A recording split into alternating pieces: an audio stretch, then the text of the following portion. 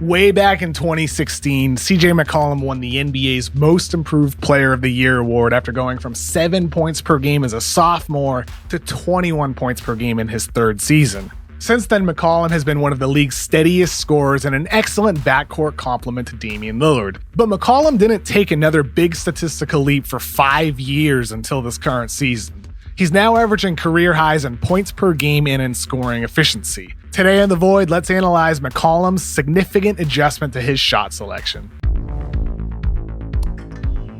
In the past, McCollum would often dribble off a screen and go straight into his pull-up. It's long been a quality look for him, but when he's also a knockdown three-point shooter, the Blazers just wanted him to take more of those threes. So this season, McCollum is using those screens and instead taking a step back to three. Let's look at those plays side by side and take note of the positioning of the screener.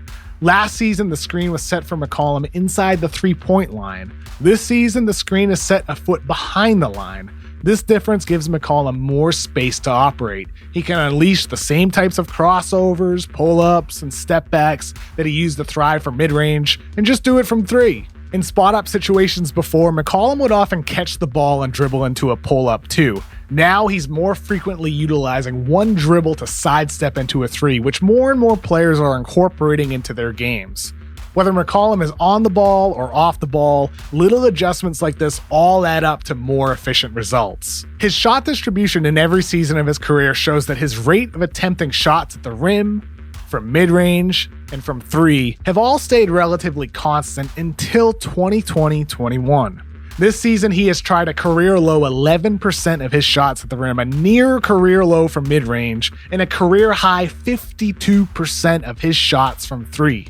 Since early in the season, McCollum has said shooting more threes is a priority. Really just focus on my balance, focus on shooting the basketball, shooting more threes, getting into my pick and roll game. And obviously I'm a really good mid-range shooter, but I'm also a quality three-point shooter. So trying to get more quality attempts from there. The odd part about McCollum is how infrequently he's getting to the rim. 343 players have had a season averaging over 20 points per game, and only 5 of them averaged over 20 points while attempting under 11% of their shots at the rim. Just 5 of them. Dirk and Allen Houston did it twice. D'Angelo Russell, an aging Glenn Robinson, and a young Stephen Curry did it once. And with his current stats, McCollum is on track to join this unusual group of players that are extremely reliant on their jump shots. But McCollum said earlier in the season he still lacks explosiveness around the rim after suffering a back injury in 2020.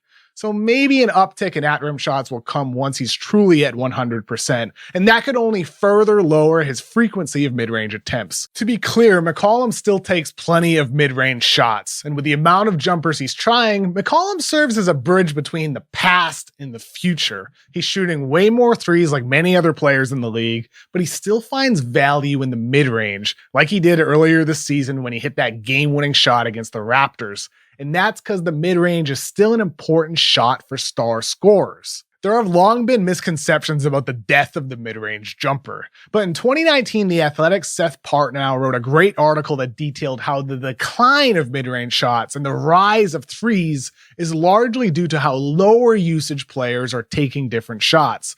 Remember how role-playing bigs always took those baseline jumpers? Those have now been replaced by spot-up threes. And players who used to take one dribble into a deep two are now favoring side dribbles into a three or drives to the basket for layups. As Partnow explained, players less involved in the offense are standing in more productive places. It's really that simple. In reality, two-point jumpers off the dribble taken by higher usage go-to scorers have declined only slightly over the years.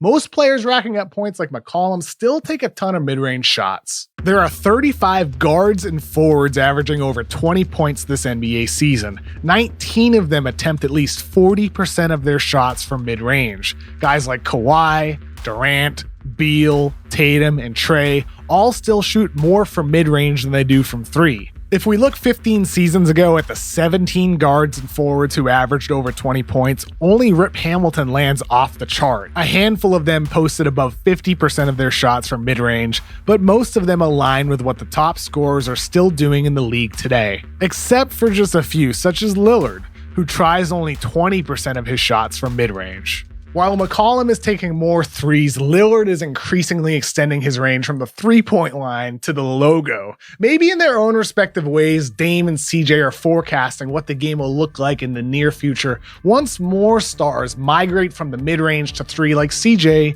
and more players push the limits of their range just like Dame. Already we've seen Trey and LaMelo just enter the league in recent years with this ability, and more players will do the same over the years to come. McCollum is only part of this continued three-point revolution. He's a mid-range artist who's adapting to the game today. And though he won't win another Most Improved Player award this season, he's showing that at nearly age 30, you can go from very good to great simply by changing the types of shots you take. Thank you so much for watching today's episode of The Void. A special thanks to Dylan, Berkey, Ronick Nair, and our entire team for putting The Void together. I have a question for you. What other players do you want to see change their usage like CJ McCollum has done this year? What other players are capable? Let me know in the comments below or hit me up on social media. And while you're here, please do me a small favor, like this video, share it with your friends who love the NBA, and definitely subscribe to The Ringer. Thank you again for watching. Have a fun rest of your day.